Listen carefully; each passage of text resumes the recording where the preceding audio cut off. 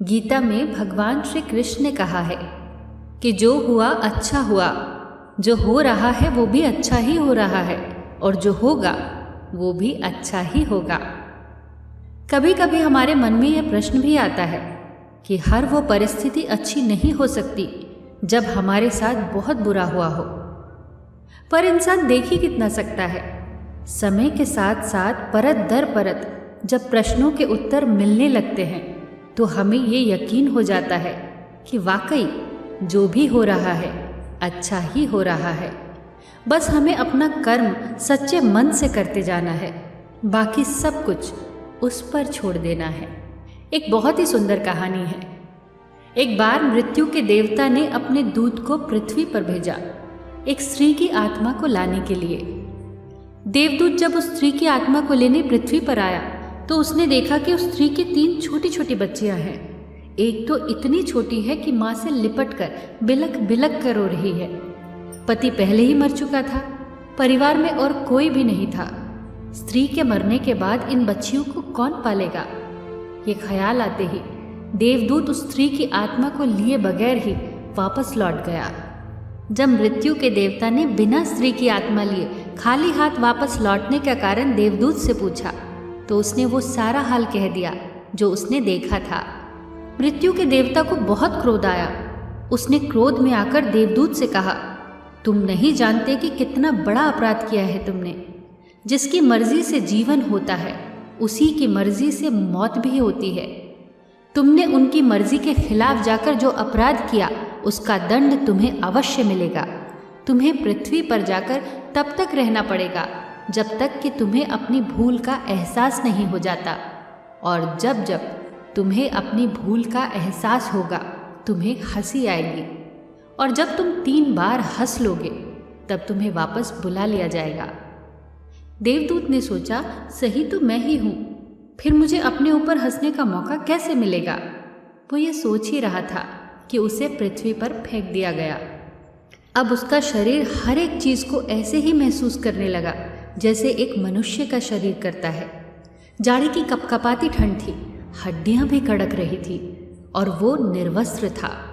मंदिर के पास जहाँ वो देवदूत सिकुड़ कर लेटा था वहीं से एक माधो नाम का चर्मकार गुजर रहा था। वो अपने बच्चों के लिए सर्दियों के कपड़े और कंबल खरीदने शहर जा रहा था। चर्मकार ने जब उसे देखा तो वो हैरान हो गया। उसने ऐसा मनुष्य पहले कभी नहीं देखा था। कितना तेज था उसके चेहरे पर।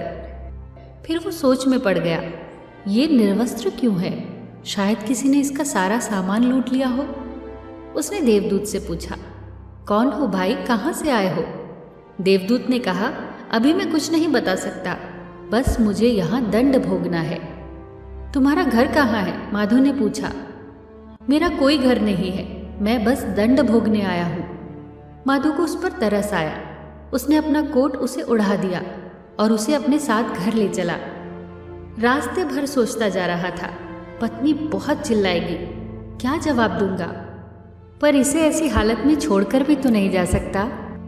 पत्नी ने जैसे ही देखा कि माधो न तो कुछ खरीद कर लाया है, ऊपर से एक निर्वस्त्र आदमी को उठा कर ले आया है, तो वो आग बबूला हो गई।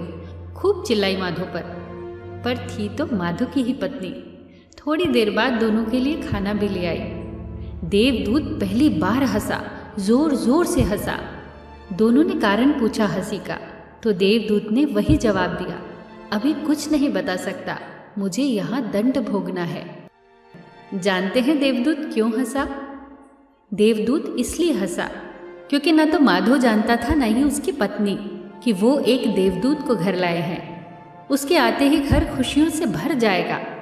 पत्नी को सिर्फ बच्चों के कपड़े और कंबल दिख रहे थे जो नहीं आए थे, वो नहीं दिख रहा था जो आया था। इंसान देख ही कितनी दूर सकता है। जल्दी ही देवदूत उनके परिवार के बीच एक सदस्य की तरह रहने लगा। वो उसे मैकू बुलाते। उसने कुछ दिनों में ही माधो से चर्मकारी का सारा काम सीख लिया। मैकू के बनाए जूते दूर दूर तक प्रसिद्ध होने लगे। माधो अब धनवान होने लगा।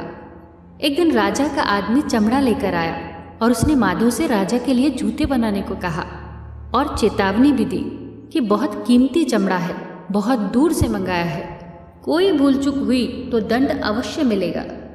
माधव निश्चिंत था। मैकू ने आज तक गलती नहीं की थी, तो अब क्या करेगा? पर ये क्या? मैकू ने उस चमड़े से जूते की जगह स्लीपर बना दिए।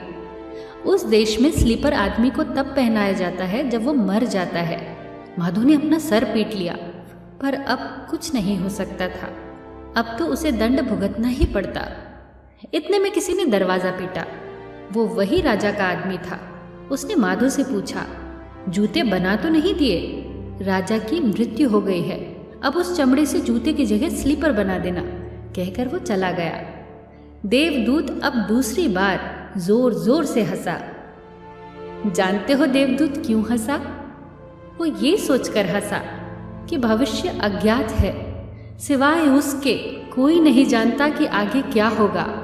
सब अतीत के आधार पर ही निर्णय लेते हैं और वास्तव में होना क्या है किसी को नहीं पता।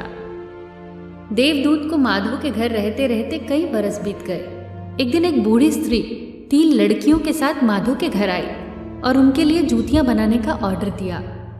देवदूत ने जैसे ही उन तीनों लड़कियों को देखा तो वो पहचान गया कि ये तो वही 3 बच्चियां हैं जिनकी माँ की आत्मा लेने मुझे भेजा गया था। देवदूत ने उस बूढ़ी औरत से पूछा, कौन हैं आप और ये 3 लड़कियां आपकी कौन है? बूढ़ी स्त्री ने तब कहा, इनकी माँ जब ये तीनों बहुत छोटी थी तभी मर गई थी।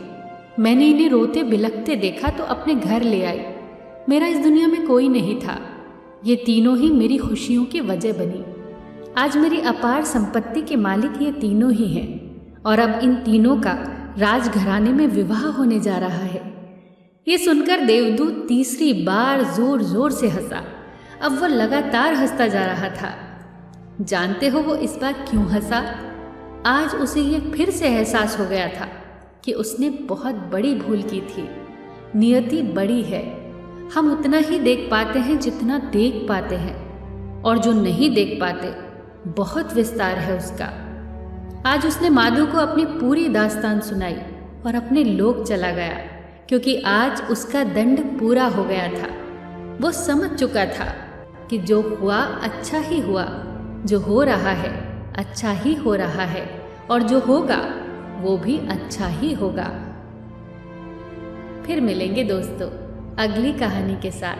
तब तक के लिए अपना ख्याल रखना और हमेशा मुस्कुराते रहना।